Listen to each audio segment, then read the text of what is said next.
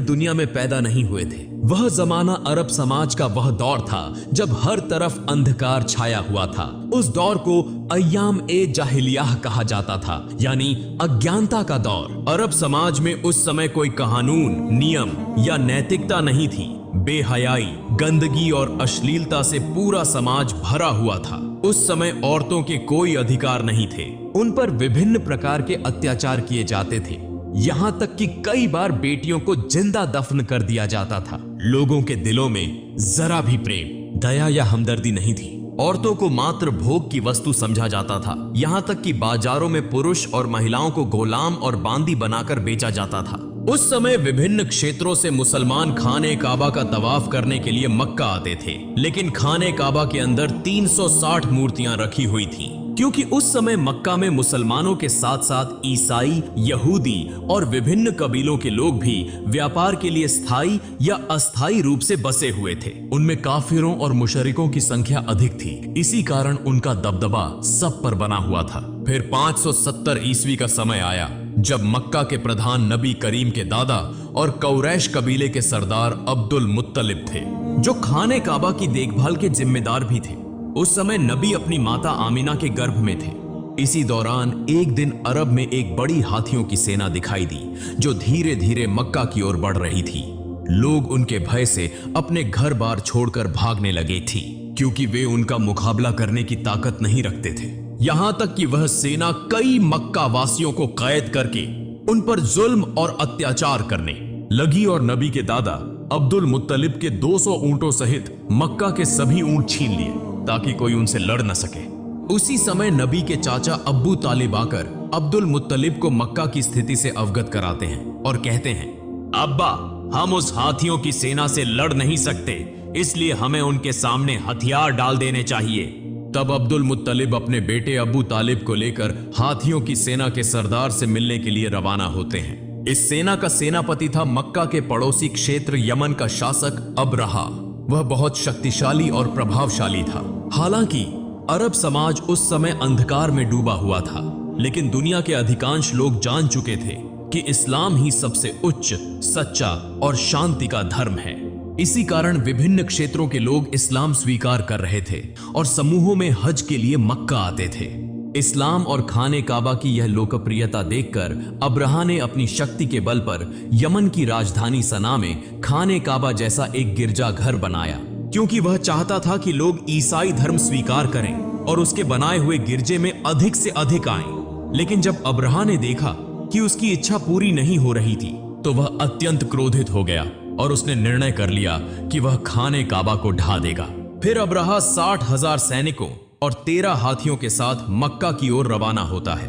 उसी समय अब्दुल मुत्तलिब उसके पास पहुंचकर उससे कहते हैं, मैं तुम्हें चेतावनी देता हूं, जिस घर को तुम गिराना चाहते हो वह अल्लाह का घर है, इसलिए इस खतरनाक काम से बाज आ जाओ। लेकिन अब्रहा ने उनकी बात सुनने से इनकार कर दिया। तब अब्दुल मुत्तलिब ने उससे कहा, तुम मेरे ऊंट वापस कर दो। यह सुनकर अब्रहा हैरान हो गया और बोला, मैं तुम्हारे पवित्र उपासना स्थल को गिराने आया हूं, जहां तुम्हारे पूर्वज पूजा करते रहे हैं। इससे तुम्हारी इज्जत और पहचान मिट्टी में मिल जाएगी। मगर तुम्हें इसकी कोई चिंता नहीं, तुम सिर्फ अपने ऊंट वापस लेने आए हो।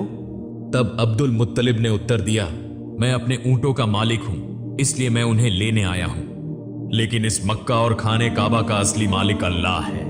निश्चित रूप से मुझे विश्वास है कि अल्लाह स्वयं ही इस काबा की रक्षा करेगा। अब्रहा ने उत्तर दिया, आज मैं यह भी देखना चाहता हूं कि तुम्हारा अल्लाह किस तरह मेरे हाथों से खाने काबा को बचाता है। ऑप्शन ट्रेडिंग के लिए मल्टीपल टैब्स स्विच करके परेशान हो गए हो? ट्राई कीजिए ऑप्शन चेन ऑन अपस्टॉक्स। एक ही चाहता हूं कि तुम्हारा अल्लाह किस तरह मेरे हाथों से खाने काबा को बचाता है। फिर अब्रहा ने अब्दुल मुत्तलिब को उनके ऊंट वापस कर दिए और अब्दुल मुत्तलिब अपने घर लौट आए। अगले दिन सुबह अब्रहा अपनी हाथियों की सेना के साथ मक्का में प्रवेश करने के लिए बढ़ रहा था, लेकिन जैसे ही हाथी खाने काबा की सीमा में पहुंचे, वे आगे बढ़ने के लिए तैयार नहीं थे। ऐसा लगा जैसे उनके पैर पत्थर के हो गए हों और किसी चीज में जकड़े हुए हों। अब्रहा और उसके सैनिक चालाकी से जबरदस्ती हाथियों का रुख मोड़ देते हैं और उन्हें अच्छा अच्छा खाना खिलाते हैं। वे खाने की ये सभी चीजें खाने काबा के सामने फैला देते हैं ताकि हाथी लालच में आकर दोबारा खाने काबा की ओर बढ़ें। इधर अब्दुल मुत्तलिब बहुत अधिक चिंतित थे। दुखी मन से वे खाने काबा के पास आते हैं। खाने काबा के दरवाजे पर एक जंजीर थी। अब्दुल मुत्तलिब ने उस जंजीर को मजबूती से पकड़ लिया और अपना सिर दरवाजे पर रख दिया। फिर अल्लाह ताला से दुआ करने लगे, हे अल्लाह, यह घर तेरा है और इसकी रक्षा की जिम्मेदारी भी तेरी है। हम तो सिर्फ तेरे बंदे हैं, हमारे बस में कुछ भी नहीं। अब तू ही अपने घर की रक्षा कर। यह दुआ करते हुए उनकी आंखों से आंसू बहने लगे। तभी अचानक अब्दुल मुत्तलिब ने आकाश से एक आवाज सुनी। वे धीरे धीरे आगे बढ़े और जैसे ही उन्होंने नजर उठाई, उन्होंने देखा कि आकाश से सैकड़ों अबाबील पक्षी मक्का की ओर आ रहे हैं। अब्दुल मुत्तलिब आश्चर्य से पक्षियों को देख रहे थे और मन में सोच रहे थे, शायद यह अल्लाह की ओर से भेजी गई वह रहमत है जो आज खाने काबा को बचाने के लिए आई है, वरना इतने अधिक अबाबील पक्षी यहाँ क्यों आए हैं। हर अबाबील के पास 3-3 कंकड़ियां थीं। एक कंकड़ी उनकी चोंच में थी और 2 कंकड़ियां उनके पंजों में थीं। अब्दुल मुत्तलिब ने देखा कि सभी अबाबील पक्षियों ने खाने काबा के चारों ओर घेरा बना लिया है, यहां तक कि वे तवाफ कर रहे हैं। तब वे समझ गए कि आज दुनिया की कोई ताकत खाने काबा को नष्ट नहीं कर सकती। फिर सभी अबाबील पक्षी तेजी से अब्रहा की हाथियों की सेना और उसके सैनिकों पर टूट पड़े। अब्रहा के सैनिक पक्षियों को देखकर बेहद डर गए और वहां से भागने लगे। लेकिन तब तक सभी अबाबील पक्षी अपनी चोंच और पंजों में मौजूद कंकड़ियां अब्रहा की सेना और हाथियों पर बरसाने लगे, जैसे आकाश से पत्थरों की बारिश हो रही हो। यह देखने में आया कि हर कंकड़ी सैनिकों के शरीर को चीरकर आर पार हो रही थी और पलों में पूरा लश्कर नष्ट हो गया। यहां तक कि अब्रहा भी वहीं मारा गया और अल्लाह ताला ने उन काफिरों को तबाह कर दिया। यह अल्लाह रब्बुल आलमीन की कुदरत थी कि उन्हीं छोटे छोटे पत्थरों के जरिए 60,000 सैनिक और 13 हाथी नष्ट हो गए। यह घटना कुरान पाक की सूरह अल फील में बयान की गई है, जहां अल्लाह ताला फरमाते हैं, क्या तुमने नहीं देखा कि तुम्हारे रब ने हाथी वालों के साथ क्या सलूक किया? क्या उसने उनकी चालाकी को नाकाम नहीं कर दिया? अल्लाह ताला ने उनके खिलाफ झुंड के झुंड अबाबील पक्षी भेजे, जिन्होंने हाथियों की सेना पर छोटे छोटे कंकरीले पत्थर बरसाए, जिसके परिणाम स्वरूप वह सेना कुचले हुए तिनके की तरह हो गई। इसी तरह उस दिन अल्लाह ताला ने खाने काबा की रक्षा की। इस घटना के लगभग 2 महीने बाद एक रात एक अद्भुत घटना घटी। मक्का के लोग अपनी अपनी व्यस्तताओं में लगे हुए थे। उसी रात नबी करीम के दादा अब्दुल मुत्तलिब खाने काबा की छत पर खड़े थे। अचानक उन्होंने आकाश पर एक चमकदार रोशनी देखी जो पूरे अरब, पूर्वी क्षेत्रों और पूरी दुनिया में फैल रही थी। यह दृश्य देखकर अब्दुल मुत्तलिब हैरान रह गए और तेजी से नीचे उतरे। जब वे खाने काबा के अंदर पहुंचे तो उन्होंने देखा कि वहां मौजूद 360 मूर्तियां जो विभिन्न मूर्ति पूजकों ने रखी थी, स्वतः गिरकर टूट रही थीं। वे खाने काबा से बाहर निकले तो उन्होंने यह दृश्य भी देखा कि कूफा और शाम के बीच पानी का प्रवाह शुरू हो चुका है, जबकि कई वर्षों से वहां पानी का नामो निशान तक नहीं था। उसी समय उनकी नजर अपने घर की ओर पड़ी। वे देखते हैं कि उनके घर से एक अजीब रोशनी निकल रही है, ऐसी रोशनी जो उन्होंने पहले कभी नहीं देखी थी। अब्दुल मुत्तलिब धीरे धीरे अपने घर की ओर बढ़ने लगे और जैसे ही वे दरवाजे के करीब पहुंचे, उन्होंने देखा कि अन्य बीबी आमिना की गोद में एक नूरानी बच्चा मौजूद है, जिसके शरीर से असाधारण रोशनी निकल रही है। यह दृश्य देखकर अब्दुल मुत्तलिब की आंखों से आंसू बहने लगे, क्योंकि इस अंधकारमय अरब समाज में चिराग बनकर आने वाले प्यारे नबी हजरत मोहम्मद दुनिया में तशरीफ ला चुके थे। अगले दिन अब्दुल मुत्तलिब ने अपने प्यारे नवासे की अकीकी की, ऊंट ज़बह किया और गरीबों व जरूरतमंदों को खाना खिलाया। इस मौके पर उनके बेटे अबू तालिबा भी उनकी मदद कर रहे थे। इसी दौरान नबी के चाचा अबू लहब वहां पहुंचे, मगर जब उन्हें पता चला कि उन्हें गरीबों के साथ बैठकर खाना पड़ेगा तो वे दरवाजे से ही वापस लौट गए, क्योंकि अबू लहब बहुत घमंडी इंसान था। इधर हजरत आमिना के सीने में दूध नहीं था, इसलिए नबी करीम को दूध पिलाने के लिए एक आदायु को बुलाया गया। वह दाई दरअसल अबू लहब की पत्नी की बांदी थी। जब अबू लहब घर वापस आया तो उसकी पत्नी ने उससे गुस्से में झगड़ा किया कि तुमने मेरी बांदी को यह काम करने क्यों दिया? क्योंकि असल में भी अबू लहब की पत्नी भी बहुत घमंडी औरत थी। दूसरी ओर यहूदी विद्वान एक स्थान पर बैठकर आपस में चर्चा कर रहे थे। वे यह समझ चुके थे कि जरूर कोई खास बच्चा पैदा हुआ है, क्योंकि वो उनकी धार्मिक किताबों में इसका उल्लेख था। जिस रात प्यारे नबी का जन्म हुआ, उस रात आकाश पर जो प्रकाश प्रकट हुआ, उसे देखकर यहूदी और ईसाई विद्वान समझ गए थे कि वह बच्चा दुनिया में आ चुका है, मगर ये यहूदी सबसे अधिक चिंतित थे क्योंकि उनमें से किसी भी यहूदी के घर ऐसा बच्चा पैदा नहीं हुआ था। तो फिर वह बच्चा कौन हो सकता है? इसीलिए यहूदी सरदारों ने कई बच्चों को खरीदने की कोशिश की ताकि उस बच्चे को अपनी जाति में शामिल कर सकें। बल्कि उन्होंने कई धोखेबाज औरतों को पैसे देकर वो आदेश दिया कि वे किसी खास निशानी के माध्यम से उस नबी को खोजें। कुछ दिनों बाद बच्चों के नाम रखने का एक समारोह हो रहा था। वहां कई बच्चों के नामों की घोषणा की जा रही थी और सभी लोग खुशियां मना रहे थे। इसी सभा में अब्दुल मुत्तलिब भी आए, अपने प्यारे नवासे को गोद में लिया और उसका नाम रखने के लिए आगे बढ़े। अब्दुल मुत्तलिब पहले उस काले पत्थर पर हाथ रखते हैं, तभी खाने काबा के दरवाजे का कुंडा दरवाजे पर खुद ब खुद टकराने लगता है। मनी व्यू से पर्सनल लोन लिया, तभी तो आज ये बड़ी दुकान खोल पाया हूँ। आप भी मनी व्यू डाउनलोड करो और अपना सपना पूरा करो। Many investors miss out on good investment opportunities because they don't know about MTF feature on Kotak Neo. Imagine खुद टकराने लगता है और नन्हे नबी के शरीर से नूर की किरणें निकलने लगती हैं। अब्दुल मुत्तलिब सबके सामने खड़े होकर बच्चे का नाम मोहम्मद रखने की घोषणा करते हैं। यह सुनकर वहां मौजूद विभिन्न कबीलों के लोग हैरान रह जाते हैं और कहने लगते हैं, यह कैसा नाम है? यह तो हमारे किसी देवी या देवता के नाम से नहीं मिलता। वास्तव में उन्होंने इससे पहले मोहम्मद नाम कभी नहीं सुना था, इसीलिए लोग आपस में इस नाम पर बहस करने लगे। तभी नबी के चाचा अबू तालिबा आगे आते हैं और कहते हैं, ए लोगो, चुप हो जाओ, यह बच्चा मोहम्मद के नाम से जाना जाएगा और तुम लोग इस नाम को कभी भी बदल नहीं सकते। यह कहकर उन्होंने सबको शांत करा दिया और सभी ने उनकी बात मान ली। फिर देखा गया कि अबू लहब अपनी कट पत्नी की बांदियों को वापस लेने आया था, जिसने नबी करीम को सबसे पहले दूध पिलाया था। अब नबी भूखे थे मगर उन्हें दूध नहीं मिल रहा था। यह देखकर अब्दुल मुत्तलिब सीधा अब्बू लहब के पास गए और उससे इसका कारण पूछा। अबू लहब कहने लगा, यह बांदी मेरी पत्नी ने मुझे तोहफे में दी थी, इसलिए इसकी मालकिन मेरी पत्नी है। यह सुनकर अब्दुल मुत्तलिब गुस्से में आ गए और कहा, तुम मोहम्मद के चाचा होकर भी ऐसी बात कर रहे हो, जबकि मैं तो मोहम्मद के लिए अपनी जान भी देने को तैयार हूँ, मगर अल्लाह ही सबसे बड़ा रक्षक है। इसीलिए नबी करीम ज्यादा दिनों तक दूध के बिना नहीं रहे। उस समय अरबों की परंपरा थी कि बच्चे के जन्म के बाद उसे दूध पिलाने और पालन पोषण के लिए देहाती औरतों को सौंप दिया जाता था ताकि वह खुली हवा में पलकर मजबूत हो। इसका एक और लाभ यह था कि बच्चे को शुद्ध अरबी भाषा सिखाई जाती थी। उन बंजारिन महिलाओं को इस सेवा के बदले अच्छा इनाम भी दिया जाता था। हर साल रेगिस्तानी महिलाएं मक्का आती थीं ताकि बच्चों को गोद ले सके। इस साल भी कई महिलाएं अपने पतियों के साथ मक्का पहुंची थीं। उनमें एक जोड़ा ऐसा भी था जो रास्ते की भीषण गर्मी के कारण थक चुका था और उनका ऊंट भी कमजोर हो चुका था। मजबूरी में उन्होंने सबसे पहले अपना ऊंट सस्ते दामों में बेच दिया और फिर बच्चे की तलाश में निकल पड़े क्योंकि वे देर से पहुंचे थे। इसलिए दूसरी महिलाएं पहले ही सभी बच्चों को ले चुकी थीं। यह देखकर उनका दिल उदास हो गया। इसी दौरान जब कसाई उनके बेचे हुए ऊंट को ज़िबा करने लगा तो अचानक ऊंट खड़ा हो गया, भागने लगा और सीधा नबी करीम के घर में प्रवेश कर गया। यह देखकर वह महिला भी ऊंट के पीछे पीछे दौड़ती हुई नबी के घर पहुंच गई। नबी करीम की माता हजरत आमिना उस महिला को थका हुआ और भूखा देखकर उसे अपने घर में भोजन के लिए ले जाती है और अपने बच्चे को पालने में लिटा देने के लिए कहती है। जब वह महिला अपने बच्चे को पालने में रखने लगती है तो अचानक वह नन्हे मोहम्मद को देखती है जिनके शरीर से नूर की किरणें चमक रही थीं।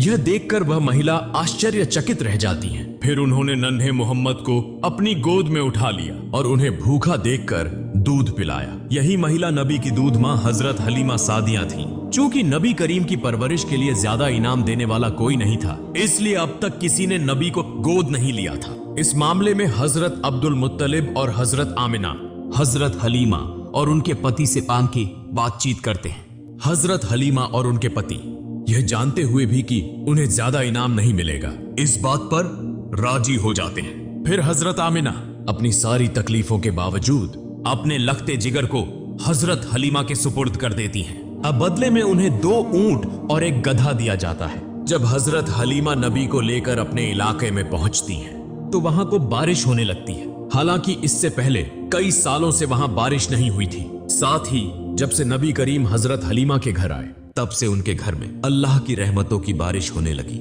यूं 2 साल का अरसा गुजर गया। जब मुआहिदे की मुद्दत पूरी हो गई तो हजरत हलीमा और उनके पति नबी करीम को वापस उनकी मां हजरत आमिना के पास ले आते हैं। जैसे ही नबी आते हैं तो खाना काबा नूर से जगमगा उठता है। दूसरी तरफ हजरत आमिना अपने बेटे को देखकर खुशी से रो पड़ती हैं। लेकिन इसी वक्त काबा के आसपास एक महामारी फैल चुकी थी। साथ ही हजरत अब्दुल मुत्तलिब को खबर मिलती है कि बन यहूदी अब भी नबी को तलाश करने की कोशिश कर रहे हैं। किसी भी खतरे से बचाने के लिए हजरत अब्दुल मुत्तलिब दोबारा नबी को हजरत हलीमा के पास भेज देते हैं। फिर और 2 साल गुजर जाते हैं। अचानक एक दिन हजरत हलीमा सख्त बीमार हो जाती हैं। वहां के हकीम और जादूगर उन्हें ठीक करने की कोशिश करते हैं, लेकिन कोई फायदा नहीं होता। यह देखकर नबी जादूगरों को वहां से हटा देते हैं। जैसे ही नबी हजरत हलीमा का हाथ पकड़ते हैं, वह अचानक पूरी तरह से सेहतमंद हो जाती है। यह देखकर जादूगर हैरान हो जाते हैं और तुरंत वहां से चले जाते हैं। और लेकिन वे समझ चुके थे कि यही वह खास बच्चा है, इसीलिए उन्होंने यह खबर यहूदियों को दे दी। यह सुनकर नबी को पकड़ने के लिए दुश्मनों ने हजरत हलीमा के घर पर हमले शुरू कर दिए। हजरत हलीमा और उनके पति ने नबी को बचा लिया, मगर वे आने वाले खतरों को भांप चुके थे। इसीलिए हजरत हलीमा के पति नबी को लेकर मक्का के एक पहाड़ की तरफ रवाना हो गए। मगर इस बार जब नबी को ले जाया जाने लगा तो हजरत हलीमा रो पड़ी। जब हजरत अब्दुल मुत्तलिब को यह खबर मिली तो वे नबी के पास पहुंचे और फिर नबी के साथ एक गुफा में तकरीबन 1 साल गुजार दिया। जब नबी वहां मौजूद थे तो घी से पूरा रेगिस्तान जिंदगी से भरपूर हो गया था। फिर एक दिन हजरत आमिना इस गुफा से नबी को लेकर मदीना आती हैं ताकि अपने रिश्तेदारों से मुलाकात करें और नबी के बीवी वालिद हजरत अब्दुल्लाह की कब्र की जियारत करें। दरअसल नबी करीम की पैदाइश से 2 महीने पहले हजरत अब्दुल्लाह तिजारत के सिलसिले में मदीना आए थे, जहां वह बीमार हो गए और इंतकाल कर गए। इसीलिए मदीना में ही उन्हें दफन किया गया था। हजरत आमिना यहीं बैठकर नबी को उनके वालिद के बारे में बताती हैं और कुछ वक्त नबी के साथ गुजारती हैं। लेकिन सिर्फ 2 महीने बाद हजरत आमिना अचानक बीमार हो जाती हैं और इसी बीमारी की हालत में मदीना से वापसी के दौरान रास्ते में ही हजरत आमिना का भी इंतकाल हो जाता है। चूंकि केवल 6 साल की उम्र में ही पैगंबर मोहम्मद अनाथ हो गए। लेकिन इसी दौरान जब यहूदियों ने पैगंबर पर हमला करने की कोशिश की तो पैगंबर मोहम्मद के चाचा हजरत अबू तालिब ने उन्हें रोक दिया। इसके बाद हजरत अबू तालिब पैगंबर को लेकर मक्का वापस आए और उन्हें उनके दादा हजरत अब्दुल मुत्तलिब के सुपुर्द कर दिया। पैगंबर मोहम्मद और हजरत अब्दुल मुत्तलिब हमेशा साथ रहते थे, यहां तक कि काबा की देखभाल, हज के लिए आने वाले जायरीनों की सेवा में। पैसे कम है लेकिन स्टॉक ज्यादा खरीदना है। I know, but don't worry, I have a solution for you. धन पे मार्जिन ट्रेडिंग फैसिलिटी यूज करो। इसमें आपको सिर्फ 25% कैपिटल पे कर। हज के लिए आने वाले जायरीनों की सेवा में पैगंबर अपने दादा की मदद किया करते थे। लेकिन एक दिन जब हजरत अब्दुल मुत्तलिब तवाफ़े काबा कर रहे थे तो वह अचानक बीमार हो गए। इसी मौके का फायदा उठाते हुए पैगंबर के अहंकारी चाचा अब्बू लहब कुरैश का सरदार बनना चाहते थे। लेकिन जल्द ही हजरत अब्दुल मुत्तलिब पैगंबर को हजरत अब्बू तालिब के हवाले कर देते हैं। कुछ दिनों बाद हजरत अब्दुल मुत्तलिब का इंतकाल हो जाता है। चूंकि केवल 8 साल की उम्र में पैगंबर मोहम्मद बिल्कुल अकेले हो जाते हैं। इसके बाद पैगंबर अपने चाचा हजरत अबू तालिब के साथ मक्का में रहने लगते हैं। वहां पैगंबर को बकरियां चराने सहित विभिन्न काम करते थे। लेकिन एक दिन पैगंबर देखते हैं कि उनके अहंकारी चाचा अबू लहब सुवैबा नाम की एक बांदी को किसी दूसरे के हाथों बेच रहे हैं। सुवैबा का पति अबू लहब से बार बार विनती करता है कि वह उसे न बेचे क्योंकि वह बीमार थी। अबू लहब जवाब में कहते हैं, अगर तुम मेरे पैसे वापस कर दो तो मैं उसे नहीं बेचूंगा। तभी पास खड़े पैगंबर कहते हैं, चाचा आप उन सुवैबा को आजाद कर दें, मैं खुद आपकी रकम वापस कर दूंगा। पैगंबर मोहम्मद की इस महान दरिया दिली की वजह से सुवैबा को आजाद कर दिया जाता है। दरअसल सुवैबा वही महिला थी जिन्होंने सबसे पहले पैगंबर मोहम्मद को दूध पिलाया था। फिर एक और दिन पैगंबर मोहम्मद देखते हैं कि एक व्यक्ति अपनी बेटी को जिंदा दफनाने के लिए ले जा रहा है। इस दौरान उसकी पत्नी अपने पति के पैरों को पकड़कर रो रही थी और उससे विनती कर रही थी कि वह ऐसा न करे। पैगंबर मोहम्मद उस नन्ही बच्ची को गोद में लेकर उस व्यक्ति के पास आते हैं और उसे समझाते हैं कि बेटी माता पिता के लिए रहमत होती है। पैगंबर की बातें सुनकर उस व्यक्ति का दिल मोहब्बत और रहमत से भर जाता है और वह अपनी बेटी को खुद अपनी गोद में उठा लेता है। इस तरह समय बीतता गया और पैगंबर की उम्र 12 साल हो गई। इधर उनके चाचा अब्बू तालिब चूंकि एक व्यापारी थे, तो अरब की परंपरा के अनुसार वह हर साल शाम सीरिया की यात्रा किया करते थे। इस बार पैगंबर ने जिद की कि वह भी सादी अपने चाचा के साथ शाम जाना चाहते हैं। चूंकि यात्रा की शुरुआत हुई, रास्ते में वे बुसरा नामक एक जगह पर रुके, जहां एक चर्च में एक यहूदी धर्मगुरु रहता था। उसने पैगंबर और उनके चाचा अब्बू तालिब सहित पूरे काफिले को खाने की दावत दी। जब उसने नन्हे मोहम्मद को देखा तो वह तुरंत समझ गया कि यही आखिरी और सबसे महान पैगंबर हैं। यह वही बात थी जो उनकी धार्मिक किताबों में लिखी थी, जो उन्होंने अपनी आध्यात्मिक दृष्टि से महसूस की थी। फिर उसने हजरत अब्बू तालिब से कहा, मोहम्मद तुम्हारी पनाह में है, इसलिए तुम्हें और ज्यादा सतर्क रहने की जरूरत है। और यह भी कहा कि तुम्हें मोहम्मद को लेकर शाम नहीं जाना चाहिए, क्योंकि वहां के यहूदी उन्हें नुकसान पहुंचा सकते हैं। यह सुनकर हजरत अब्बू तालिब ने अपना इरादा बदल दिया और वे वापस मक्का लौटने लगे। लेकिन रास्ते में वे उस यहूदी धर्मगुरु को घायल अवस्था में देखते हैं, जिसने बार बार पैगंबर मोहम्मद को नुकसान पहुंचाने की कोशिश की थी। यह देखकर पैगंबर अपनी सवारी से उतरते हैं और उस यहूदी के मुंह में पानी डालते हैं, फिर उसे समुद्र के करीब ले आते हैं। वहां पैगंबर देखते हैं कि एक महिला और उसके 2 बच्चों को जंजीरों से बांधकर एक मूर्ति के सामने रखा गया था, ओबली के लिए। दूसरी तरफ वहां के मछुआरों का कबीला पूजा कर रहा था, ताकि उनका देवता यह बलि स्वीकार करे और उन्हें अपार धन प्रदान करे। हाँ, लेकिन जब प्यारे पैगंबर हजरत मोहम्मद ने यह दृश्य देखा, यह देखकर वहां के मछुआरों ने पैगंबर को रोकने की कोशिश की, मगर तभी समुद्र की एक जबरदस्त लहर उठी, जिसकी तीव्रता से वह मूर्ति जमीन पर गिरकर टुकड़े टुकड़े हो गई। यह दृश्य देखकर वहां के पुजारी डरकर अपने घरों में छुप गए। कुछ देर बाद जब वह समुद्री तूफान थमा, तो लोगों ने देखा कि असंख्य मछलियां तट पर इकट्ठा हो गई हैं। यह देखकर मछुआरे हैरान रह गए और जल्दी से वे मछलियां पकड़ने में व्यस्त हो गए। दूर खड़ा वह यहूदी धर्मगुरु भी यह सब देखकर दंग रह गया। वास्तव में यह सब पैगंबर की दुआ की बरकत से हुआ था और यह अल्लाह ताला की कुदरत की एक निशानी थी। अंतिम दृश्य में दिखाया जाता है कि हजरत अबू तालिब बूढ़े हो चुके हैं और वे काबा के सामने खड़े होकर मक्का के सभी लोगों को बुला रहे हैं कि अब बिना किसी झगड़े के इस्लाम के रास्ते पर लौट आएं और एक शांतिपूर्ण जीवन व्यतीत करें। और लेकिन तब भी मक्का के कुछ सरदार हजरत अब्बू तालिब और हजरत मोहम्मद को झूठा साबित करना चाहते थे। लेकिन उस समय तक मक्का के अधिकांश लोग यह समझ चुके थे कि हजरत मोहम्मद ही आखिरी और सबसे महान पैगंबर हैं और ये उनका धर्म ही सबसे सच्चा, सबसे महान और शांति का धर्म